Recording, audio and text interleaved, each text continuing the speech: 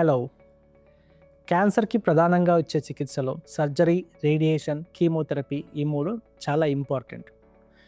అయితే రేడియేషన్ అనేది ఎప్పటి నుంచో చాలా చేంజెస్ చేస్తూ వస్తుంది. దానిలో ఎన్ని అడ్వాన్సెస్ వచ్చినాయో మనం ఇప్పుడు తెలుసుకుందాం.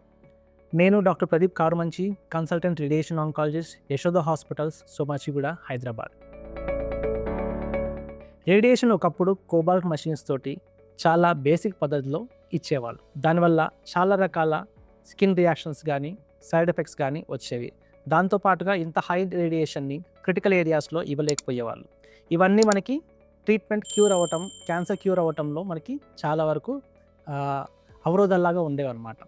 సో ఇప్పుడు లేటెస్ట్గా రేడియేషన్లో చాలా కొత్త మషిన్స్ డెవలప్మెంట్ అవుతూ వస్తుంది. ఎస్పెషల్గా లాస్ట్ 10 yearsలో చాలా డెవలప్మెంట్స్ వచ్చాయన్నమాట. 2D టెక్నిక్ ఒకప్పుడు ఉండేది, తర్వాత 3D టెక్నిక్స్ అయినాయి. ఇప్పుడు IMRT అంటాము, ఇంకా ఇమేజ్ గైడెడ్ రేడియేషన్ థెరపీ, ఇప్పుడైతే ఇంకా లేటెస్ట్గా అడాప్టివ్ రేడియేషన్ థెరపీ అని చెప్పేసి కొత్తగా వచ్చాయి. దానిలో CT గైడెడ్ లినాక్ మెషిన్స్ ఎన్ని ఉన్నాయో అలాగే ఇప్పుడు MRI గైడెడ్ రేడియేషన్ థెరపీ అనేది లేటెస్ట్ ట్రీట్మెంట్ అనమాట.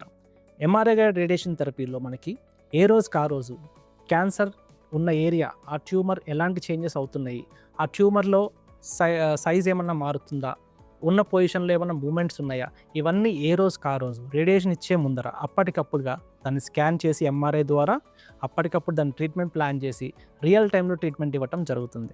సో రేడియేషన్లో ఇంత లేటెస్ట్ టెక్నాలజీ డెవలప్మెంట్ అయ్యింది. మోషన్ గైడెడ్ రేడియేషన్ థెరపీ అంటాం. అంటే మనకి 4D టెక్నాలజీ ద్వారా మూమెంట్ ఉన్న ఏరియాస్, ఎస్పెషల్లీ మనకి లంగ్స్లో కానీ, ఈ ఊపిరితిత్తుల కింద ఉన్న పొట్ట ఏరియాలు అంటే డయాఫ్రమ్ కింద ఉన్న ఏరియాలో లివర్ కానీ, ప్యాంక్రియాస్ కానీ, లేకపోతే ప్రోస్టేట్ ఏరియాస్లో కానీ, సర్వైకల్ క్యాన్సర్ ఉన్న యుటరస్ ఏరియాస్ కానీ, ఇవన్నిట్లో కూడా మనకి మూమెంట్ ఎక్కువ ఉంటుందన్నమాట. ఎక్కడైతే మూమెంట్ ఉంటుందో అక్కడ మనం ఇచ్చే రేడియేషన్ కరెక్ట్గా మన కణతికి తగులుతుందా లేదా అనేది గ్యారంటీ లేదు. సో ఒకనొకప్పుడు ఎక్కువ మార్జిన్స్ ఇచ్చి ఇవ్వాల్సి వచ్చేది. దానివల్ల సైడ్ ఎఫెక్ట్స్ పెరిగిపోయాయి.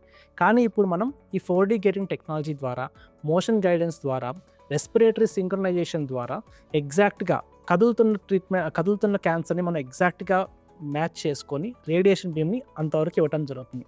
దీనివల్ల యాక్యురసీ పెరుగుతుంది, ప్రెసిషన్ పెరుగుతుంది, దాంతో మనకి క్యూర్ రేట్స్ కూడా పెరుగుతాయి, సైడ్ ఎఫెక్ట్స్ కూడా చాలా మినిమైజ్ అవుతాయి అన్నమాట.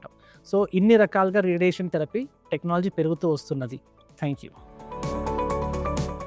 If you found this video useful, like, comment, and subscribe for more health updates.